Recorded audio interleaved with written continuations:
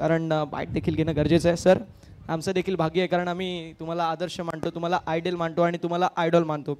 Sir, आजकाल आम्ही पाहतो की यंगस्टर येतात, 2 मॅचेस जिंकल्या, 2 मॅचेसमध्ये मॅन ऑफ द मॅच मिळाले, हवा डोक्यामध्ये चढते, परत खाली जातात, वरती येतात. मात्र तुमची कन्सिस्टन्सी, यंगस्टरांना तुमच्या माध्यमातून काय एक शिकवण असेल की कन्सिस्टन्सीसाठी कशाप्रकारे आणि क्रिकेटमध्ये डोक्यामध्ये हवा जाऊ नये यासाठी तुमच्या माध्यमातून आम्हाला 2 शब्द मोलाचे ऐकायचेच आहेत.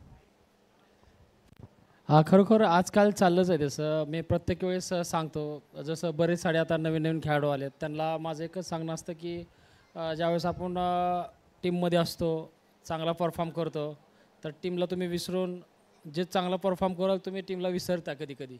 असं होतं, ते असं नाही केलं पाहिजे. आणि महत्त्वाचं म्हणजे काय, डोक्यातली जी हवा असते ते जास्त दिवस चालत नाही, त्यामुळं सगळ्यांना धरून मिसळून राहायला पाहिजे. ज्यावेळेस चांगली बॅटिंग होते तर असं वाटतं की थोडा ॲटिट्यूडपणा वाढतो सगळ्यांचा. म्हणजे असं मी बघितलं आहे खूप जणांचं.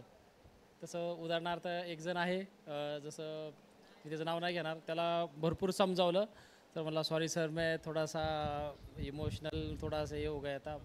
तर त्याच्यामुळं त्याला बी म्हणजे जेवढे बी चांगले खेळाडू असतात, माझं त्यांना हेच सांगणं असतं की तुम्ही बाबा व्यवस्थित राहा, चांगलं खेळा. ॲटिट्यूड बिलकुल क्रिकेटमध्ये चालत नाही. ॲटिट्यूड कधी खालीही करल तर त्याच्यामुळं भरपूर प्रॉब्लेम होतो. तर माझं आता मला जास्त म्हणजे काय, ट्रॅव्हलिंग केल्यामुळं आणि रात्रीभर जरा प्रोग्राम होता घरी, त्याच्यामुळं काय माझा गेम नाही झाला. त्यामुळे आता काय बोलावं काय सुधरत नाही मला.